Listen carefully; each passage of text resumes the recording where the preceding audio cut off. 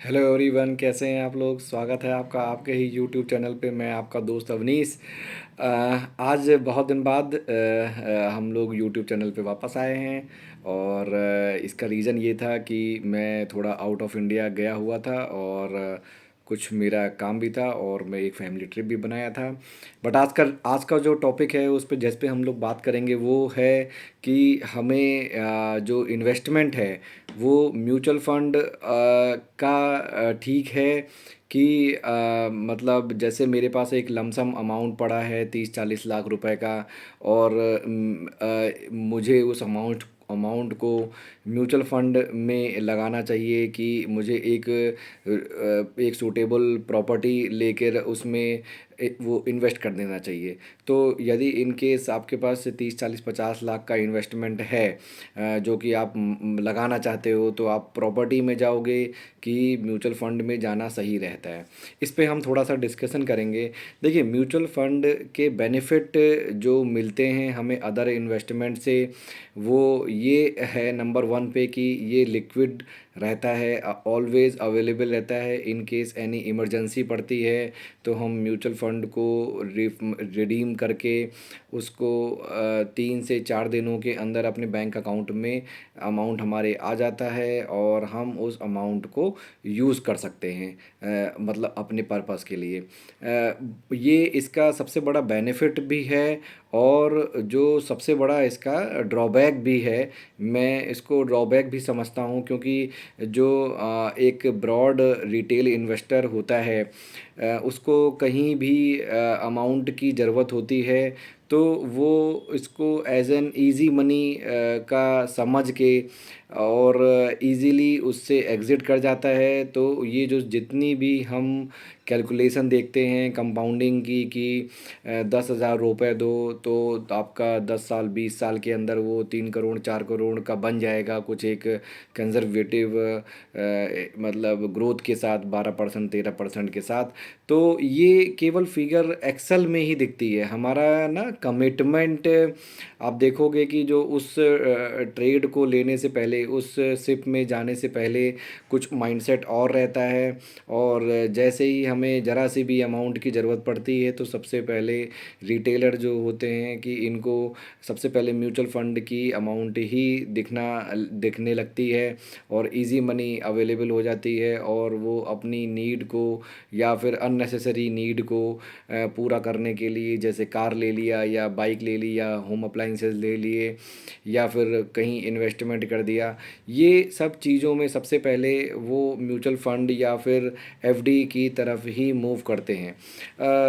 और इसके जो अपोजिट साइड में आप देखोगे कि यदि कोई पर्सन फ्लैट या आप कोई रियल एस्टेट का कोई चीज़ लेता है, दुकान ले लेता है या फिर फ्लैट या फिर एक हाउस या फिर एक प्लॉट ले लेता है, तो वो उस प्रोसेस में मतलब उसको सेल करना इतना इजी नहीं होता। उसके लिए आपको एक सूटेबल बायर ढूंढना पड़ेगा, प्रॉपर्टी डीलर भी उसमें एंगेज होगा और उसमें एक टाइम टेकिंग प्रोसेस है।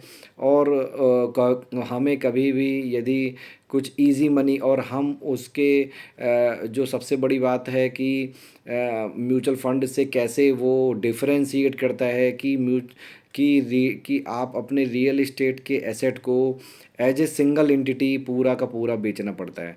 मतलब बहुत कम चांसेस हैं कि आपका कोई प्लॉट है और आप उसका थोड़ा सा पोर्शन बेच दो और बाकी आप अपने पास रिटेन रखो। वो नॉर्मली एग्रीकल्चर लैंड में तो पॉसिबल होता है, बट इसके अलावा कहीं से भी वो पॉसिबल नहीं होता है। तो इसमें सबसे बड़ा मगर आप ये देखोगे कि जैसे हमारे पास एक लमसम अमाउंट पड़ा हुआ है, सपोज़ करो मैं उसमें एक रियल एस्टेट भी परचेज़ कर सकता हूँ, एक फ्लैट या यूनिट परचेज़ कर सकता हूँ। और आप उस अमाउंट को यदि म्यूचुअल फंड के ज़रिए मतलब आप उसको इन मतलब इंडेक्स फंड में या म्यूचुअल फंड के ज़रिए आप उसको लगाते हो, तो आपको हमेशा म्यूचुअल फंड या इंडेक्स फंड ही ज़्यादा ग्रोथ दिखाएगा। In case of real estate, और आप उसमें लंबे समय तक सस्टेन रहने का वो जो कमिटमेंट आप कोई सिप लेने से पहले करते हो, या किसी वीडियो को देखकर या किसी एक्सेल सीट को देखकर आप उससे मतलब आपका मन करता है कि मैं उसको स्टार्ट करूं, बट आपका कमिटमेंट कहीं ना कहीं जाके फेल हो जाता है, और आप उस चीज़ से जो कि कंपाउंडिंग कर सकती है बहुत अच्छा, और वो कंपाउंडिंग में कहीं ना कहीं फेलियर हो जाता है, वो एक लिंक है जो ब्रेक हो जाता है। इसीलिए म्यूचुअल फंड में पैसा जो लोग इन्वेस्ट करते हैं, आपने देखा होगा कि सभी जॉब वाले या फिर जो बिजनेस वाले या प्रोफेशन वाले लोग म्यूचुअल फंड में एक स्टेक लगाते हैं, बट उसमें चैलेंज यही आता है कि वो एज एन इजी मनी ही देखते हैं उसको। पैसा धीरे धीरे सिप करते रहते हैं 3 4 5 सालों में, जब उनको कभी ज़रूरत पड़ती है तो अननेसेसरीली उसको ब्रेक कर देते हैं, और अपनी जो एक रिदम बनी हुई है कंपाउंडिंग की उसको ब्रेक कर देते हैं उनको। और कई बार ऐसा होता है कि मेरी कैपेसिटी नहीं है कि मैं बड़े प्रॉफिट को देखूं या बड़ा एक्यूमुलेटेड अमाउंट को देखूं। तो वो रिटेल का एक बिहेवियर होता है कि मतलब मैंने कभी 20 लाख रुपए का म्यूचुअल फंड का पोर्टफोलियो देखा ही नहीं है, तो मेरा जब हो चुका है तो मुझे लगा कि ये बहुत बड़ा हो चुका है, थोड़ा सा इसको रिमूव कर दूं मैं या हल्का कर दूं। तो इजी मनी है, इजी टू डाइल्यूट है, इजी टू रिडीम है। और आपका दूसरा पॉइंट ये है कि आप इसको पोर्शन में भी डेली मतलब रिडीम कर सकते हो, देर इज़ नो रिस्ट्रिक्शन। और उसमें क्या है कि आपको कहीं भी कुछ भी नया एक्सेस या कॉम्प्लिकेसी में नहीं जाना है, ओवरहेड नहीं है, सिंपल वो आपके अकाउंट में जाएगा। आप यदि मतलब उसमें आपका जो शॉर्ट टर्म या लॉन्ग टर्म गेन बनेगा उसके हिसाब से आपका टैक्सेशन है। ऐसा कुछ बड़ा मतलब उसमें कॉम्प्लेक्सिटी ना होने के कारण लोग अपना म्यूचुअल फंड अकाउंट को नॉर्मली डाइल्यूट कर देते हैं, रिडीम कर लेते हैं अननेसेसरीली, जो कि एक बहुत बड़ा ड्रॉबैक है। और हमें इससे बचना चाहिए। बिग पोर्टफोलियो क्रिएट करने के लिए मैं हमेशा अपनी वीडियो में कहता हूँ, अपने दोस्तों से कहता हूँ कि अ, ये स्टॉक इन्वेस्टिंग हमें लास्ट रिजॉर्ट की तरह लेना चाहिए। बहुत ज़्यादा ज़रूरी एक तो हम वेल कैलकुलेटेड लेते हैं कि जिस जिस अमाउंट की हमारी सेविंग मतलब हम सेविंग कर रहे हैं उस अमाउंट की हमें लंबे समय तक ज़रूरत नहीं पड़ सकती, हमें उसी अमाउंट को फिक्स करना चाहिए। और बाकी अमाउंट को आप एफडी भी कर सकते हो, मगर इसको आप इजी एग्ज़िट का चैनल ना बनाएं। लंबे पोर्टफोलियो क्रिएशन इतना आसान नहीं है, एक लंबा पेशेंस करना पड़ता है आपको, पेशेंस उसको टाइम देना पड़ता है, उसको कुक करना पड़ता है, तब जाके वो प्लांट छोटा सा एक ट्री बनता है, धीरे धीरे ओवर द टाइम वो बिग ट्री बनता है, तभी आपका वो फ्रूट दे पाएगा।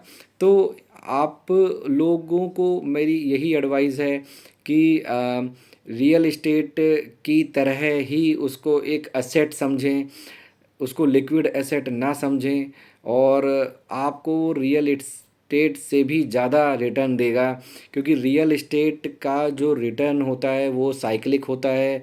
एक बार यदि किसी एरिए का में फ्लैट का रेट सपोज़ करो कि 5000 रुपीज़ पर स्क्वायर फिट हो गया है, और तो अभी यदि उसका वो पीक चल रहा है 5 to 6 thousand का, तो वो आप ये मान के चलो कि अगले 10 ईयर तक या 5 ईयर की साइकिल में वो रेट 5 to 6 आपका जो रेट है वो उससे जो है केवल 7 to 8 का ही जाएगा, जो जेन्यून ट्रेड होंगे। और उसके मतलब वो वहाँ तक पहुँच वो उसकी कंपाउंडिंग जो है, जैसे 5 to 10 5 to 6 से लेकर नेक्स्ट कंपाउंडिंग जो है वो आपकी मतलब 8 to 9 का रेट पहुंचने के लिए उसे पूरे 10 ईयर का समय लगता है, और वो कंपाउंडिंग नहीं कर पाता, उसको उसको और ज़्यादा समय देना पड़ता है। और बस उसमें लोगों को प्रॉफिट इसीलिए दिखता है क्योंकि वो जिस रेट पे ख़रीदते हैं इजी एग्ज़िट नहीं हो पाती है और वो लोग उसमें बने रहते हैं और बने रहने के कारण ही उनको रियल इस्टेट में बड़े प्रॉफ़िट दिखते हैं। मगर रियल इस्टेट के साथ अलग चैलेंजेज़ हैं, उसके ओवरहेड बहुत सारे हैं। ओवरहेड में मैं यदि आपको 2-3 ओवरहेड काउंट कराऊँ कि यदि आपने रियल इस्टेट का फ्लैट डायरेक्ट बिल्डर से लिया है, देन फिर आपको एक अलग जीएसटी देनी पड़ती है। और यदि और उसको कंस्ट्रक्शन कंप्लीट होगी कि नहीं होगी, वो रिस्क बना रहता है और बहुत बड़ा रिस्क बना रहता है आजकल। और उसके बाद कोई कॉम्प्लिकेसी नहीं आ गई है या किसी ने उसमें स्टे तो नहीं लगा दिया है या फिर कि किसी पेंडेमिक की टाइम होल्डिंग में तो नहीं चला गया है। तो ये सब चीज़ें बहुत सारी हैं। उसके बाद मान लो यदि आपने वो रेडी हो गया, वो यूनिट या फिर वो एरिया रेडी भी हो गया, तो ओवरऑल एरिया की ग्रोथ के साथ ही फ्लैट की ग्रोथ होती है। ओवरऑल एरिया में जो ग्रोथ है वो नॉर्मली गवर्नमेंट के अंडर में आती है और गवर्नमेंट इन सब चीज़ों में बहुत सारी चैलेंजेस होते हैं। लैंड एक्वायर करना, फिर उस पे कंस्ट्रक्शन कराना, बहुत सारा चैलेंजेस होता है। तो बिना उस एरिया की ग्रोथ के आपका फ्लैट की यूनिट का रेट नहीं बढ़ सकता। ये आप कहीं भी चेक कर सकते हो, बैक हिस्ट्री को चेक कर सकते हो। और ओवरहेड उसके बाद जो है आपका रजिस्ट्री का चार्जेज हैं और उसके बाद आप उसमें यदि कुछ रेंट पे भी देना चाहते हो तो कुछ आपको रॉ से थोड़ा सा एक अपग्रेड सेमी फर्निश्ड कराना पड़ेगा, वो वाला है। दूसरा फिर एक नया चैलेंज आता है कि फिर आपको ब्रोकर को उस एरिया के अटैच करना पड़ेगा फॉर द रेंटिंग। फिर वो रेंटिंग में ब्रोकर चला जाता है, 11 मंथ का वो कॉन्ट्रैक्ट होता है। और 11 मंथ के कॉन्ट्रैक्ट के बाद फिर वो ये यदि रिन्यू कराना है तो एक अलग चैलेंज है। और फिर उसमें ईयर टू ईयर कुछ ना कुछ मेंटेनेंस लगी रहती है। बिल्डर के फ्लैट में आपको उसमें साथ के साथ उसकी मंथली मेंटेनेंस भी देनी पड़ती है। तो कुछ ना कुछ उसमें से कटता रहता है। तो कटने के बाद वो एसेट की वैल्यू जो है यदि आप ओवरऑल कैलकुलेट करो, इन केस आपने यदि वो लोन पे भी लिया है, तो कहीं उसमें बहुत ज़्यादा जंप नहीं दिखता। और जंप यदि हो गया है, आपने उस ट्रेंड को पकड़ लिया है, तो वो जंप आने के बाद एक टाइम के बाद उसमें स्टेगनेंसी भी चालू हो जाती है। फिर स्टेगनेंसी चालू चालू होती है तो आपके सेल आपका जो यूनिट है, यदि आप एज ए इन्वेस्टर ही लिया है शॉर्ट टर्म के, तो वो सेल होने में भी चैलेंज आता है। उसमें भी फिर अलग ब्रोकरेज जाती है कि आपको कैपिटल गेन देना पड़ेगा, आपको ब्रोकरेज का देना पड़ेगा, ब्रोकर को देना पड़ेगा। तो ये सब चैलेंजेस आते हैं। तो इन सब चैलेंज में एक ही प्रॉफिट दिखता है कि ये टास्क कितना कॉम्प्लेक्स है और इसमें बस आप यदि एंट्री करते हो तो आप इसमें बने रहना ही पसंद करते हो, क्योंकि आपको इजी लाइफ पसंद है। वो उसकी थोड़ी सी कॉम्प्लेक्स हो जाता है ये फ्लैट को बेचने जाओ या ख़रीदने जाओ तो। म्यूचुअल फंड इसके अदर वे में उसका कोई ओवरहेड नहीं है, कोई पेंडेमिक नहीं है। पेंडेमिक है तो आपको अच्छी अपॉर्चुनिटी मिल जाएगी, या कोई रिसेशन का टाइम है तो अच्छी अपॉर्चुनिटी मिलेगी। मतलब अच्छे एनएवी पे आप म्यूचुअल फंड में एंट्री कर सकते हो, जैसे आपका पोर्टफोलियो और भी ग्रो कर सकता है। और दूसरा इसमें सिंपल आप डायरेक्ट साइट से ले सकते हो, बैंक से सिप लगा दी, कोई आपने कोई प्रॉब्लम नहीं होती है इसमें। चैलेंज में इसमें कोई चैलेंज नहीं आता है, सब कुछ ईजी चलता है। तो ईजी चलता है, ये इसका बेनिफिट है। बट ये इतना ईजी है, बन गया है आजकल, कि इसमें एग्ज़िट लेना भी उतना ही आसान हो गया है। तो ये इसका एक सबसे बड़ा चैलेंज है जिसके कारण रिटेल इन्वेस्टर हमेशा मार्केट से एग्ज़िट कर लेते हैं इन केस कोई स्लो डाउन आता है तो इससे बचिए। लंबे वो जो एक्सेल पे जो कई यूट्यूब पे आपने देखा होगा कि भाई 10,000 की आपने सिप करी और 30 ईयर्स के लिए करी तो 5 to 6 करोड़ का सरप्लस जमा हो जाता है। वो 100% होता है। बट ये आपका कमिटमेंट मांगता है कि आप उस पैसे को कमिटेड रूप में रख लो। आपको उससे कमिटेड रूप में रखना पड़ेगा। मतलब ये है कि आपने एक मैरिज की तरह होता है म्यूचुअल फंड कि आपने यदि उसको इनिशिएट किया है सिप को, किसी भी म्यूचुअल फंड में आप चेंज भी कर सकते हो ओवर द टाइम। बट यदि आपने एक कमिटमेंट की है कि मैं 10,000 रुपीज़ पर मंथ लगाऊंगा, तो अदर देन कोई भी एक्सपेंस नया क्रिएट करते हैं तो इस इन्वेस्टमेंट को कभी भी स्टॉप ना करें। और यदि हो सके तो आपकी यदि कैरियर में ग्रोथ हो रही है, सैलरी में फाइनेंशियल स्टेटस आपका इम्प्रूव हो रहा है, तो जिस रेशियो में आपका फाइनेंशियल स्टेटस इम्प्रूव हो रहा है उसी रेशियो में आप अपनी सिप का इनफ्लो भी बढ़ा दें। उस केस में ही आपके पास वो एक्सेल सीट वर्क करेगी, जो आपको हर जगह मिल जाएगी, या फिर कहीं पर भी ऑनलाइन आप चेक कर सकते हो। तो आप लोगों को सिर्फ यही मेरा सजेशन है कि यदि आपका सिप चल रही है, भले ही 500 रुपये की चल रही है या 100 रुपये की भी चल रही है, कभी भी उसको बंद नहीं करना है, कभी भी उसके शेयर्स को रिडीम नहीं करना है, फुल फ्लैज क्लोज़र कभी नहीं करना है। आप थोड़ा बहुत पोर्शन क्लोज़ भी कर रहे हो, रिडेम्पशन भी कर रहे हो, तो उसे बैंक अकाउंट में लेके वापस सिप स्टार्ट कर दीजिए। कभी उसको पर्सनल यूज़ में नहीं लीजिए, तभी सरप्लस बन पाएगा।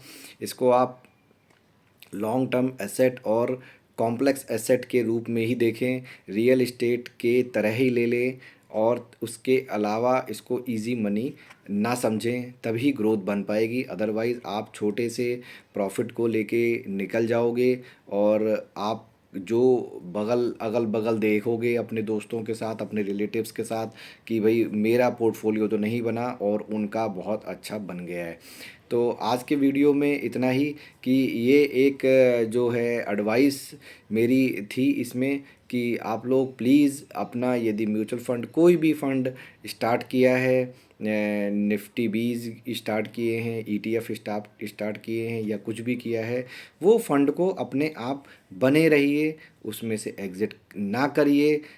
बहुत ज़्यादा इमरजेंसी है तभी भी इसको लास्ट ऑप्शन के रूप में ही देखिए, तभी इसमें एक बढ़िया वेल्थ ग्रोथ मिल पाएगी, आप उसको देख पाओगे। और अपने माइंडसेट को थोड़ा चेंज करिए कि आप करोड़ रुपए तक देख सकते हो अमाउंट एक साथ अपने किसी अकाउंट में, तो ये म्यूचुअल फंड ही आपको दिखा सकता है। बाकी आपको कोई भी ऐसी चीज़ नहीं है जो आपको अपने अकाउंट में 1 करोड़, 2 करोड़, 3 करोड़ के अकाउंट में पैसा दिखा पाएगा।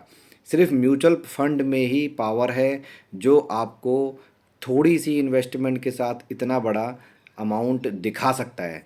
अदरवाइज़ इस दुनिया में कोई और दूसरी चीज़ नहीं है जिस पे रिस्ट्रिक्शंस हों, कि आप मतलब जिस पे गवर्नमेंट के चीज़ें हों ना, तो उन चीज़ों के अलावा सबसे बड़ी म्यूचुअल फंड ही एक ऐसी जगह है जिन पे आप एक बड़ा पोर्टफोलियो क्रिएट कर सकते हो।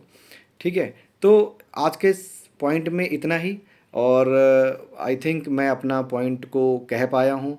सिंपल सी मैंने बात बताई है कि म्यूचुअल फंड हैंडलिंग इजी है, इसलिए उसकी एग्ज़िट भी इजी है। बट बिग वेल्थ क्रिएशन के लिए हमें म्यूचुअल फंड की एग्ज़िट नहीं लेनी है इन एनी केस। और ये पैसा आप वही पैसा डालिए जिसको आपको हाथ लगाने की दोबारा ज़रूरत ना पड़े, और अपने बच्चों को लिए, अपनी फैमिली के लिए एक बड़ी वेल्थ क्रिएट करने का ज़रिया बनिए। Thank you so much. Bye bye.